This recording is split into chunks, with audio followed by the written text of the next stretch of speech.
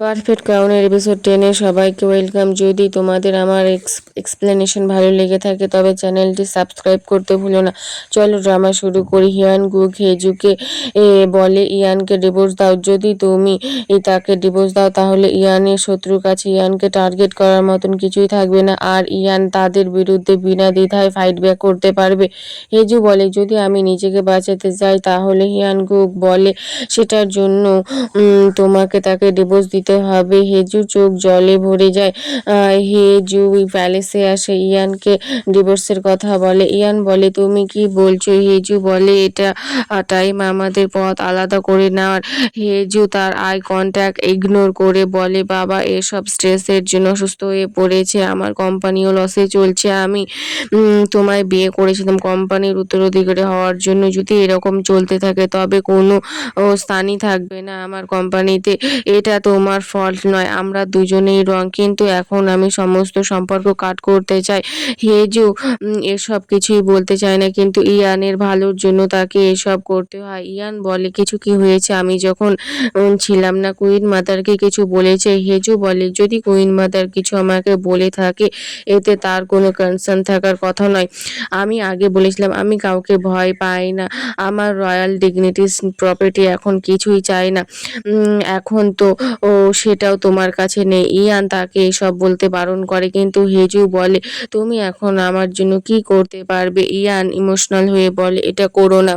হেজু বলে তুমি বলেছিলে আমি যেতে চাইলে তুমি আমায় যেতে দেবে, তুমি আমায় সব কিছু দেবে, কিন্তু এখন। ইয়ান কিছু বলে না, দুজনে একে অপরের দিকে তাকায়।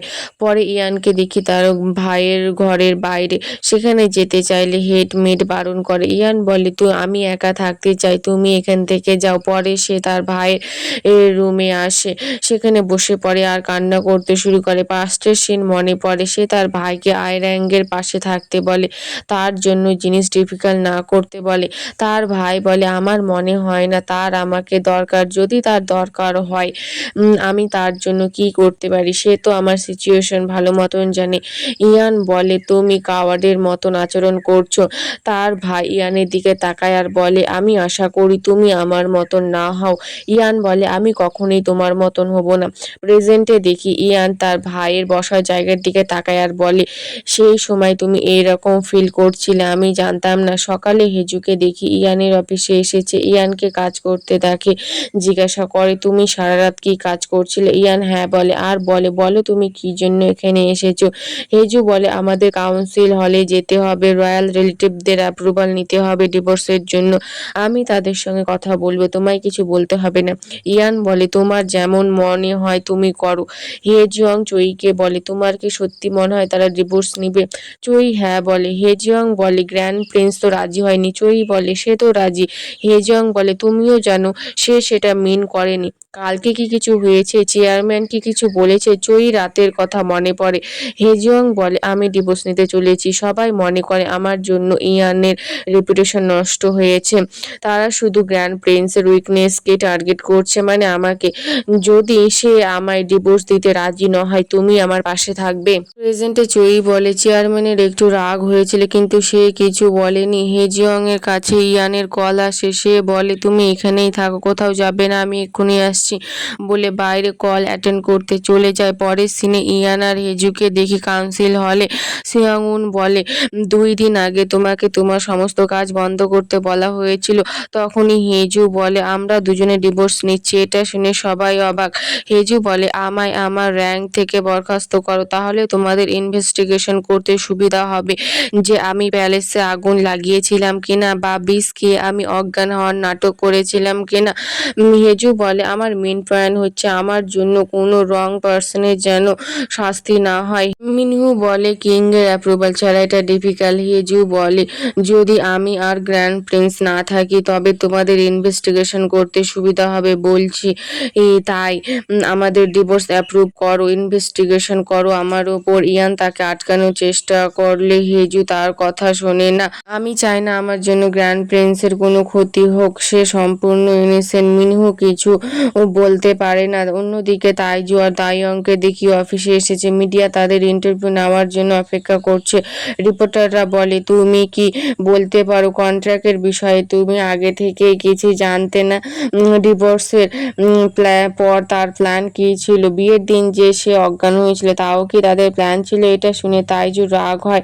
সে বলে সে কেন বিষ নিতে যাবে যখন তার আর কাছে সমস্ত ওয়ার্ল্ডই ছিল। এটা শুনে রিপোর্টারদের মধ্যে শোরগোল শুরু হয়। দা ইয়ং চইকে মেসেজ করে জানায় ইন্টারভিউ শুরু হয়ে গিয়েছে। চই হেজুকে ইশারা করে। হেজু বলে ম্যারেজ কন্ট্রাক্টের বিষয় ক্যাসেল গ্রুপ সামলিয়ে নিবে। শিয়াং উন বলে তোমার কি এটা সিম্পল ম্যাটার মনে হচ্ছে? হেজু বলে একটু অপেক্ষা করো, দেখতেই পাবে। তাইজুকে দেখে ম্যারেজ কন্ট্রাক্ট দেখিয়ে বলে আমি মনে করি তোমরা সবাই এটা দেখেছো। এখানে কোথাও কি বলা আছে এতে গ্র্যান্ড প্রিন্সের লাভ হবে? এতে কি বলা আছে আমার সিস্টারের লাভ হবে? আমার সিস্টারের ডিভোর্সের পর রয়্যাল সম্পত্তির ভাগ নেবে? তোমরা কি এই পয়েন্টটা মিস করে গিয়েছো? তোমরা সবাই জানো প্যালেসে সবাই তাদের এগেনস্টে ছিল। যখন প্রথমবার তাদের ডেটিংয়ের নিউজ আসে আমরাও বলেছিলাম সময় নষ্ট না করে কাজে মন দাও, কিন্তু আমরা কি করতাম? তারা একে অপরকে এত ভালোবাসতো যে আমাদের মানতেই হলো। মিডিয়া জিজ্ঞাসা করে যদি তারা সত্যি একে অপরকে ভালোবাসতো তবে 3 বছর পর ডিভোর্স কেন? তাইজু বলে এই জন্য আমি এখানে এসেছি। সে বলে আমার রিকোয়েস্টেই তারা এই কন্ট্রাক্টটা বানিয়েছে। শুনে মিডিয়া মহলে সেন্সেশন জেগে উঠে। বিয়ের প্রথম দিনই হেজুকে মারার চেষ্টা করা হয়েছে, তাই আমি তার সেফটির জন্য সাজেস্ট করি তাদের অন্তত একটা কন্ট্যাক্ট করা উচিত। আমি শুধু আমার সিস্টারকে প্রোটেক্ট করতে চেয়েছিলাম, আমার জন্য এসব হয়েছে, তাই জন্য আমি ক্ষমা চাইছি বলে সে সেখান থেকে চলে যায়। অন্যদিকে তার পিআর টিম কাজ শুরু করে দেয়। নিমিষের মধ্যে পাবলিকদের ওপিনিয়ন চেঞ্জ হতে শুরু করে। সবাই আবার বিশ্বাস করতে শুরু করে তারা একে অপরকে খুব ভালোবাসে। ইয়াং উন রেগে বলে সে কিভাবে রয়্যাল ফ্যামিলির পারমিশন ছাড়া এসব করেছে। হেজু বলে আমি প্রমাণ করে দিয়েছি এই কন্ট্রাক্টের সঙ্গে ক্রাউনের কোনো সম্পর্ক নেই। আমি এটাও প্রমাণ করেছি এর সঙ্গে গ্র্যান্ড প্রিন্সের কোনো দোষও নেই। আমি অন্যান্য স্ক্যান্ডালও হ্যান্ডেল করে নিব। হেসে বলে গ্র্যান্ড প্রিন্সকে নিজের সম্মান এখন ফেরত দাও। মিনহু ইয়ানকে বলে তুমিও কি এটা বিশ্বাস করো? ইয়ান হেজুয়াং এর দিকে তাকায়, সে ইশারা করে। তখনই সেখানে কয়েকজন গার্ড আসে রাজার আদেশ নিয়ে। শিয়ং উন তা দেখে কালকে রাতে সিন দেখায়। সে তার ভাইয়ের ঘরে বসে বলে যে আমি কখনোই তোমার মতন হব না বলে সে একটা বক্স খুলে যাতে কিং এর ড্রেস আছে। পরে সে উনের কাছে আসে, তাকে বলে আমায় আমার থ্রোন ফেরত দাও। প্রেজেন্টে দেখি সে গার্ডরা প্রিভিয়াস কিং এর চিঠি পড়ছে। তাতে বলা আছে আমি আমার হুশ জ্ঞানে আমার থ্রোন ইয়ানকে পাস করে যাচ্ছি।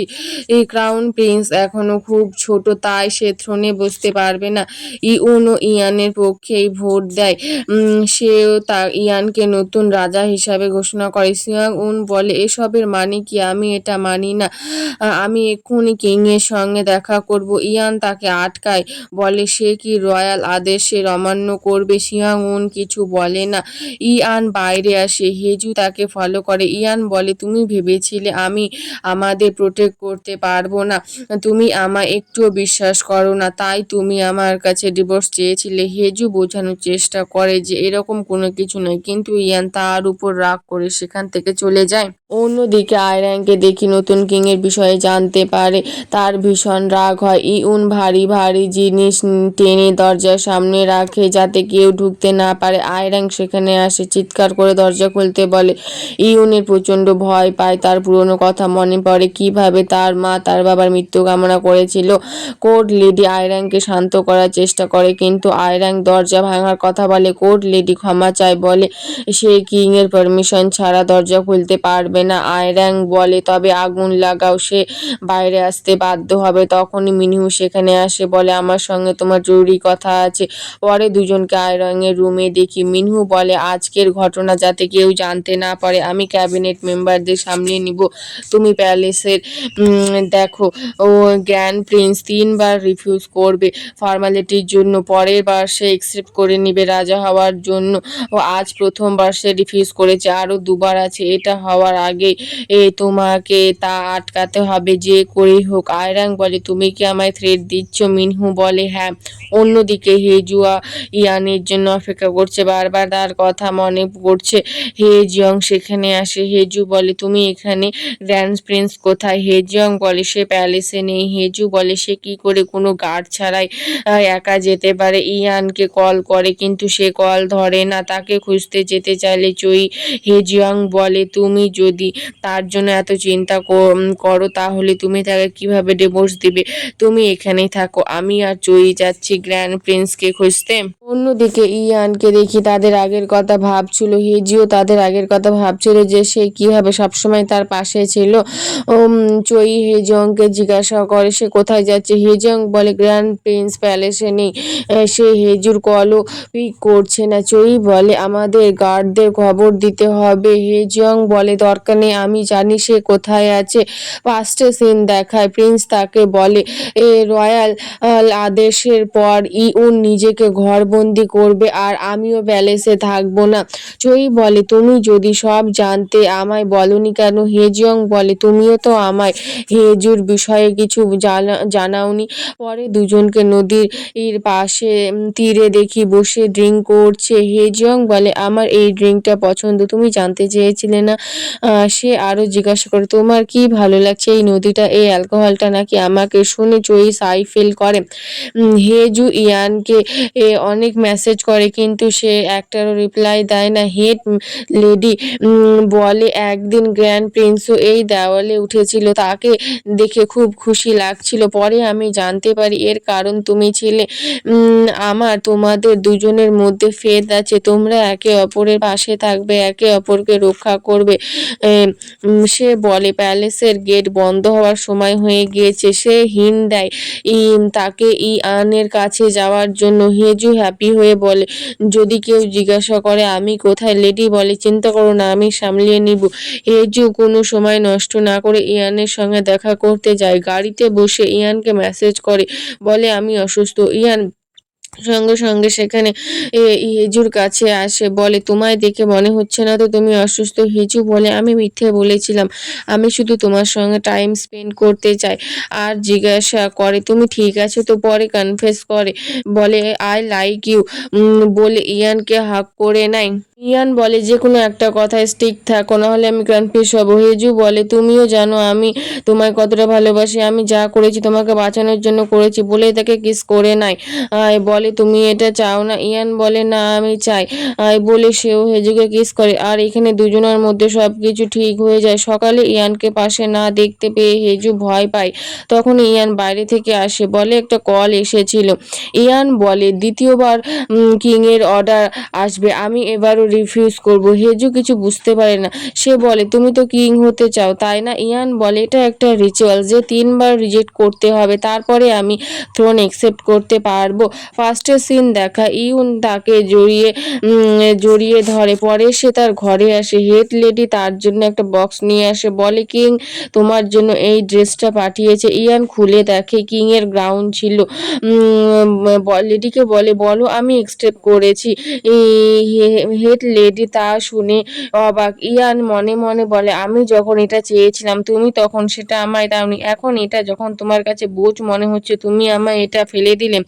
তখনই চই এসে বলে, প্যালেসে আগুন লেগে গিয়েছে। প্যালেসে গিয়ে দেখে অলরেডি তার ভাই মারা গিয়েছে। আর সে সেই সময় ঠিক করে যে সে তার নেফিউকে সব সময় প্রোটেক্ট করবে। প্রেজেন্টে দেখি ইয়ান বলে, যখন কুইন মাদার আমার ভাইয়ের ডাইং উইশ ইগনোর করে, এমনকি আমার নেফিউ আমাকে বলছিল তার ভয় লাগছে, আমি হেজিটেট ফিল করছিলাম, যদি আমি কিং হই আমি সবাইকে প্রোটেক্ট করব, কিন্তু এটা আমার সিংহাসনের জন্য লোক নয় তো।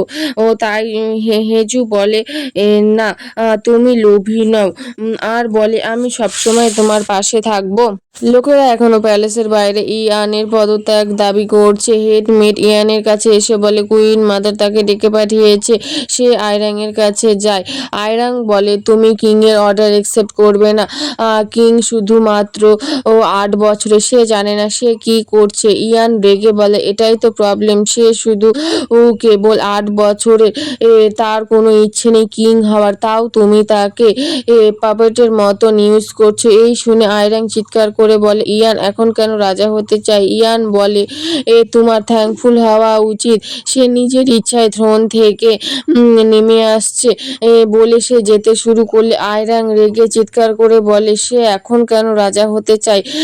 এর জন্য আমি অনেক স্যাক্রিফাইস করেছি, তোমাকেও করতে হবে। ফার্স্টে সিন দেখায় আয়রাং পিয়ানো বাদক হতে চেয়েছিল, কিন্তু তার বাবা তার বিয়ে কিং এর সঙ্গে ঠিক করায় তাকে তার ড্রিম গিভ আপ করতে হয়েছিল। সে সেই সময় ইয়ানকে পছন্দ করত। প্রেজেন্টে দেখি আয়রাং বলে আমি এর জন্য আমার হার্টও গিভ আপ করেছিলাম, তুমি কেন থ্রোন গিভ আপ করতে পারবে না? এই শুনে ইয়ান কোর্ট লেডিকে ডেকে বলে কুইন মাদার অসুস্থ, তাই 3 দিন কেউ তার সঙ্গে দেখা করতে পারবে না বলে সেখান থেকে চলে যায়। সিয়াং উন আয়রাং এর উপর রাগ করে বলে কিং যখন দরজা খুলছিল না, তোমায় দরজা ভেঙে ভিতরে যেতে হতো। আমি তোমার কাছে আসছি। আয়রাং বলে কোনো লাভ নেই, 3 দিন ধরে কেউ আমার সঙ্গে দেখা করতে পারবে না।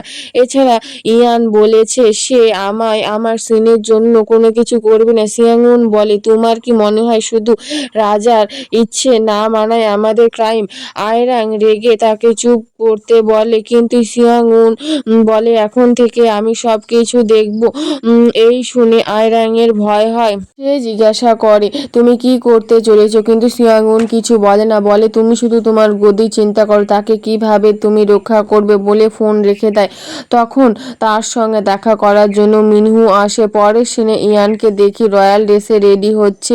এটা দেখে হেড লেডি ইমোশনাল হয়ে পড়ে, বলে যদি তোমার ভাই তোমাকে দেখতে তাহলে সে খুব খুশি হতো। এই শুনে হেজু বলে আমিও আজ তোমার জন্য খুব খুশি। এ শুনে ইয়ান হাসে। তখন সেখানে হেজিয়ং আসে ইয়ানকে সেখান থেকে নিয়ে যাওয়ার জন্য। হেজু তার হাত ধরে বলে আমি তোমার জন্য অপেক্ষা করব। ইয়ান বলে ঠিক আছে, আমি তাড়াতাড়ি আসার চেষ্টা করব। ইউন আয়রাংয়ের কাছে আসে। তাকে দেখে আয়রাং রেগে বলে তুমি জানো না তোমায় থ্রোনে বসানোর জন্য আমি কি কি করেছি? তোমার বাবা তোমাকে সবসময় সিংহাসনে বসতে দেখতে চেয়েছিল। কিন্তু ইউন কান্না করে বলে আমি সব শুনেছিলাম যেই দিন বাবা মারা যায়। এ শুনে আয়রাং শক হয়ে যায়। পাস্টে দেখি আয়রাং জোর করে ইউনকে রাজা বানাতে চাইছে। প্রেজেন্টে আয়রাং এসব দেখে তার শরীর খারাপ করতে শুরু করে। ইউন তার কাছে যায়, তাকে হাক করে। আয়রাঙ্গও তাকে জড়িয়ে ধরে। মিনহুকে দেখি গাড়িতে বসে। তার অ্যাসিস্ট্যান্ট বলে থ্রোন হলে যাওয়ার সময় হয়েছে, কিন্তু মিনহু বলে এখনো অনেক সময় আছে। আয়রাংকে দেখি তার বাবা আর মিনহুর কথাগুলো মনে পড়ছে।